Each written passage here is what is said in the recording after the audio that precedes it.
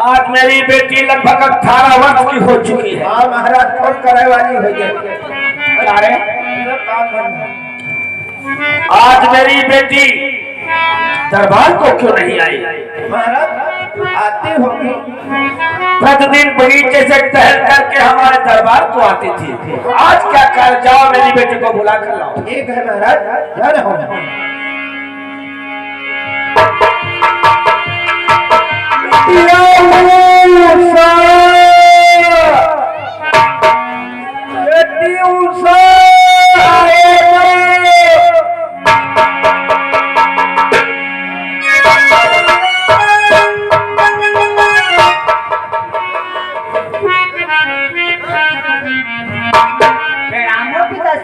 आयुष्मान भाव बेटी उषा प्रतिदिन बगीचे से टहल करके मेरे दरबार में आती थी। आज क्या कर, बगीचे से दरबार में क्यों नहीं आई? हे पिताश्री, आज मैं अपने सखियों के साथ में घूमने के लिए गई। घूमने के लिए गई थी और महलों को चली गई? हाँ पिताजी।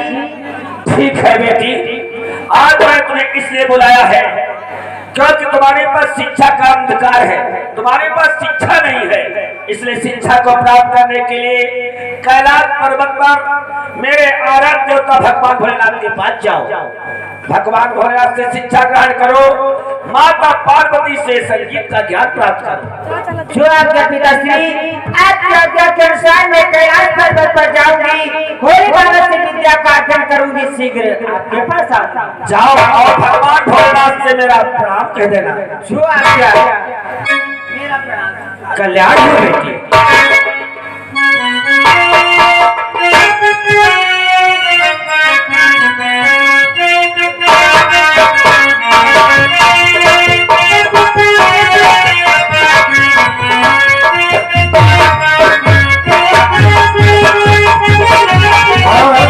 इधर उषा कैलाश पर्वत की ओर चल देती है। देखिए शंकर भगवान माता पार्वती बैठे हैं, किस प्रकार से उषा बातचीत करती है।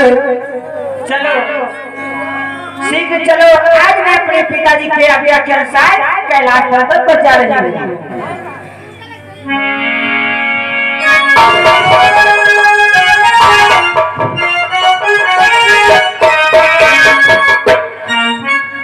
प्रणाम हो बोले।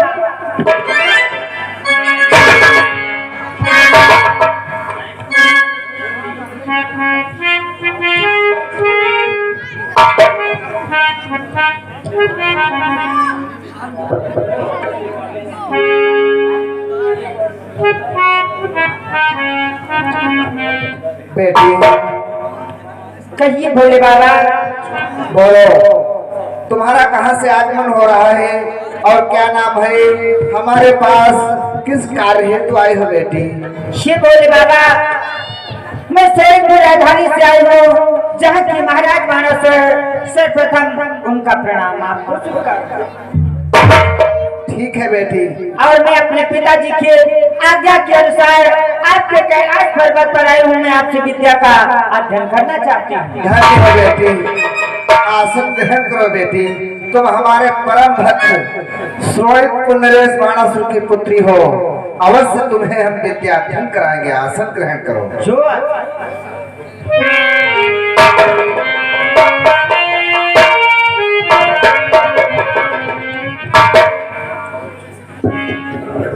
बेटी उषा, हमारे पास विद्या अध्ययन करने से पहले तुमने अपने पास पड़ोस के गुरुकुल में शिक्षा को अध्ययन किया है अथवा नहीं? शिव भोले बाबा, मैंने अपने पास के गुरुकुल को अवश्य विद्या अध्ययन के लिए गई। तब तो तुम्हें विद्यार्थियों के लक्षण ही मालूम होंगे। क्या विद्यार्थियों के लक्षण? शिव भोले बाबा, हमें ये तो नहीं मालूम है कि विद्यार्थियों में कुछ लक्षण पाए जाते हैं। ठीक है, यदि नहीं तुम्हें मालूम है तो मैं बतलाता हूँ। विद्यार्थियों में 5 प्रकार के नियम बतलाए गए हैं, वो इस प्रकार से है। किस काग चेष्टा बको ध्यानम स्वान निद्रा तथोचा अल्पाहारी गृहस्थ त्यागी विद्यार्थी पंच लक्षणम। क्या काचेष्टा बको ध्यानम स्वान निद्रा तथ्योचा अल्पाहारी व्यस्त त्यागी विद्यार्थी पंच लक्षण। हाँ बेटी लेकिन भोले बाबा हमें संस्कृत का तो ज्ञान ही नहीं है। ठीक है बेटी, हम तुम्हें हिंदी में समझाते हैं। काग कौवे पक्षी को कहते हैं, यानी कावे को कहते हैं। जिस प्रकार से कावा चालाक होता उसी प्रकार से विद्यार्थी को चालाक और होशियार होना चाहिए। होशियार होना चाहिए। और बकोध्यानम, बकोध्यानम एक बगुला पक्षी होता है। जिस प्रकार से बगुला पक्षी अपने शिकार पर ध्यान लगाता है, विद्यार्थी को वैसे ही अपने पुस्तक पर ध्यान लगाना चाहिए। ओ और अल्पाहारी किसे कहते हैं? हाँ बेटी, स्वान निद्रा अल्पाहारी। स्वान कुत्ते को कहते हैं। जिस प्रकार से कुत्ता ऐसे नींद में सोता है, थोड़ी ही आहट पाते हैं तत्काल जाग जाता है, विद्यार्थी को ऐसे निद्रा सोना चाहिए। और अल्पाहारी कम भोजन करना चाहिए। गृहस्थ त्यागी, यदि विद्यार्थी को हो सके तो गृह आश्रम छोड़ करके एकांत जगह ले लेना चाहिए, जिससे उसे विद्या बहुत जल्दी से प्राप्त हो जाती है। सत्य कह रहे भोले बाबा। ये 5 प्रकार के लक्षण बतलाए गए। इन 5 लक्षणों को जो विद्यार्थी नियम संयम से पालन करता है, उन्हें थोड़े समय में विद्या प्राप्त हो जाती है। अगर ऐसी बात थी भोले बाबा तो मैं अवश्य विद्या को अध्ययन करूंगी। ठीक है बेटी, मैं तुमसे कुछ प्रश्नों का उत्तर पूछना चाहता हूँ। ये तुम्हें मालूम हो तो अवश्य बतलाना। बोलिए भोले बाबा। कि बंसी बाजे शाम की और मोहे और बिना माहे नहीं रहे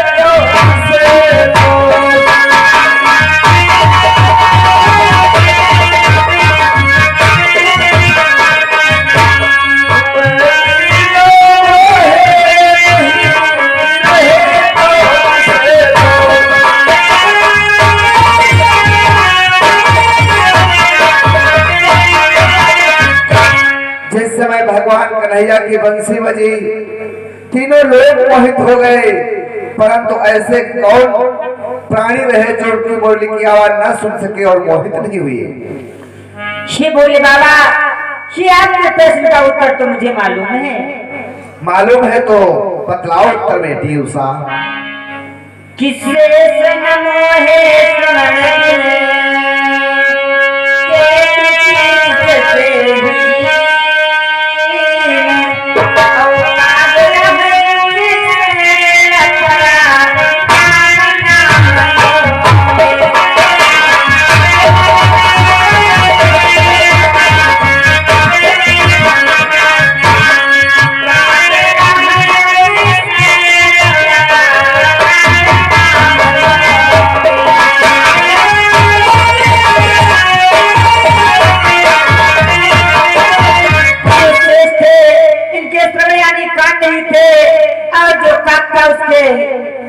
सीसली था और भोले बाबा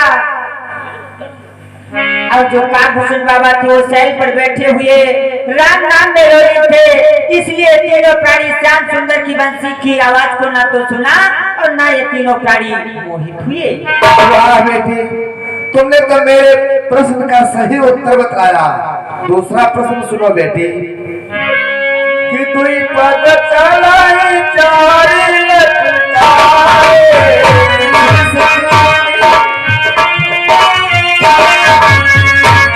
पद चलाई चारी लटकाए,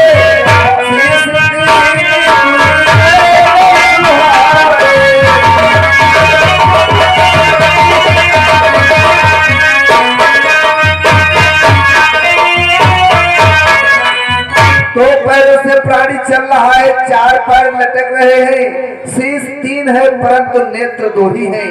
इस प्रश्न का उत्तर बतलाओ बेटी।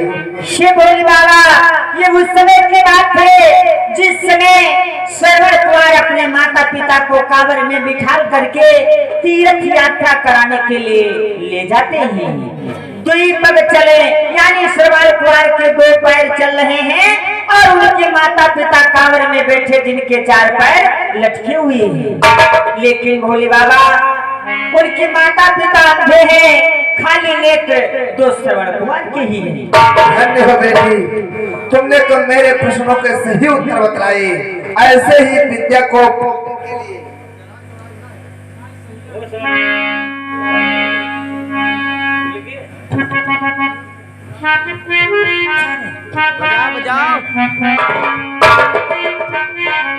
बेटी उषा, ऐसे ही विद्या को पाने के लिए अपनी बुद्धि को प्रकाशित करना, आज की यही शिक्षा यही तक और प्रातः काल हमारे पास ब्रह्म मुहूर्त में आना बेटी। जो आज्ञा भोले बाबा, जाते जाते मेरा प्रणाम।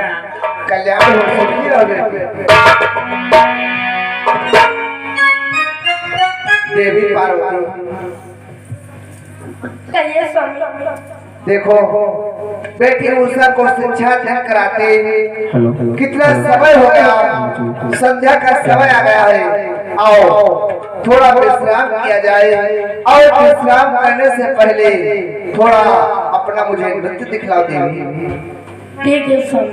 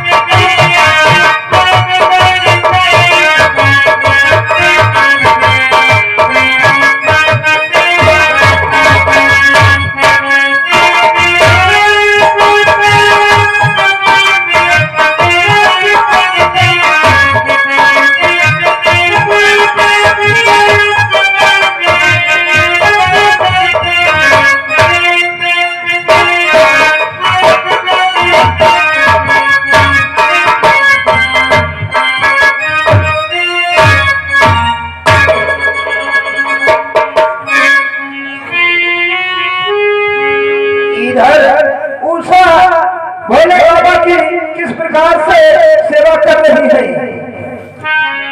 अरे गौरा धीरे धीरे पवन को तमावे लगी, भोले को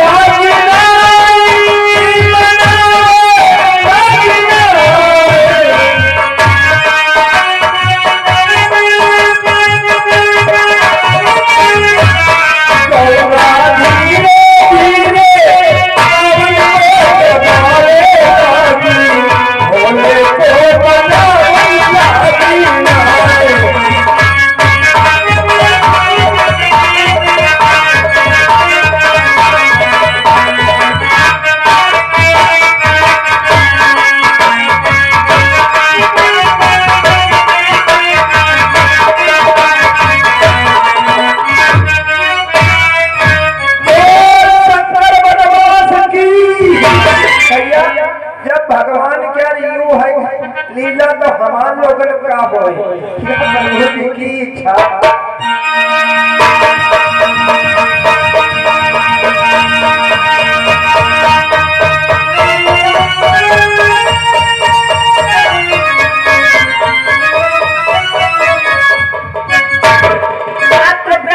चुकी है। अब मैं भोले बाबा के कैलाश पर्वत पर चलती हूँ, भोले बाबा की विद्या का अध्ययन करती हूँ। ये क्या आज मैं क्या देख रही हूँ, भोले बाबा और माता पार्वती किस प्रकार गले में बढ़िया डाल के लेटे हुई हैं।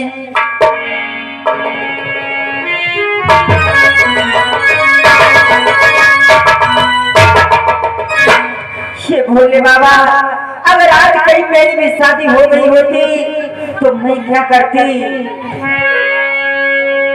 कि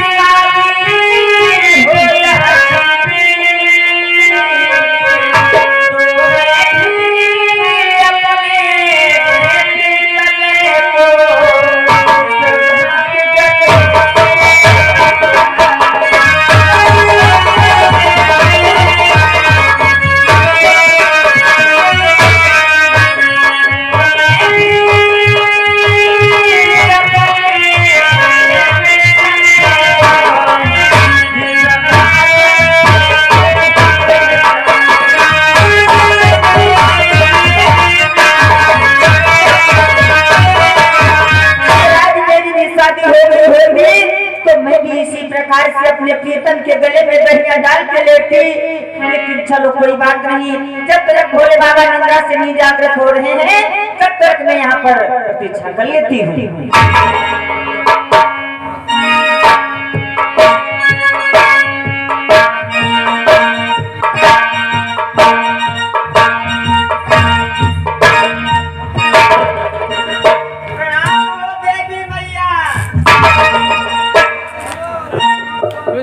ये क्या उठो स्वामी, देखो बेटी उसाई है।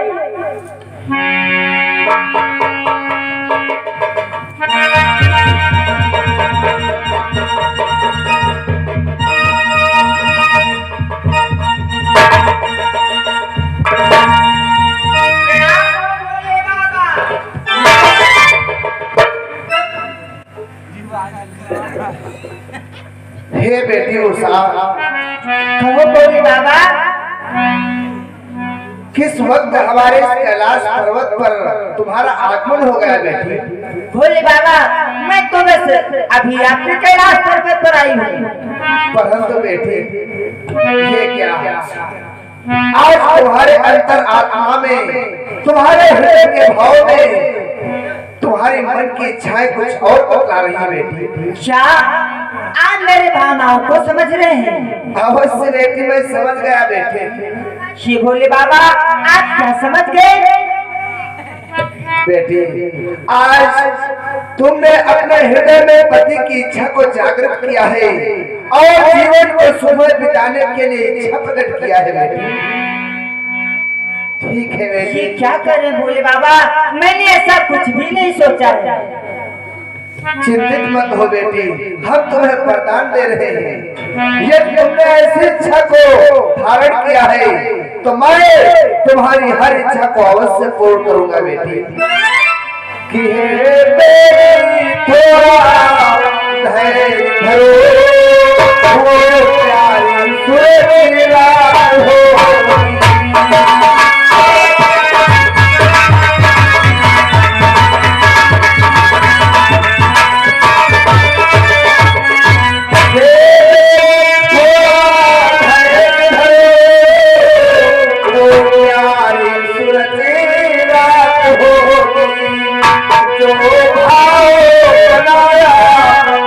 मन में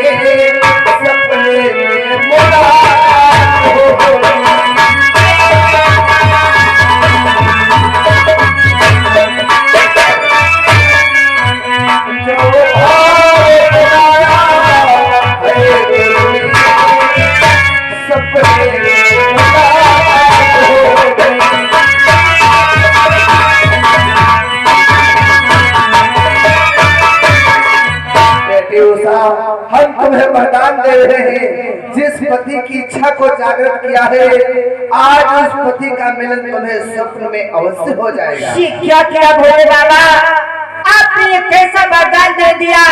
अगर आपको वरदान ही देना था तो इस स्वप्न में क्यों दे दिया? क्या हमारे होने वाले पति मुझे प्रत्यक्ष रूप में नहीं प्राप्त होंगे? प्राप्त होंगे बेटी, तुम्हें प्रत्यक्ष रूप में भी प्राप्त होंगे, परंतु उसके लिए तुम्हें एक कार्य करना होगा बेटी। हमें कौन सा कार्य करना होगा भोले बाबा? तुम उसे कराओगी, बस यही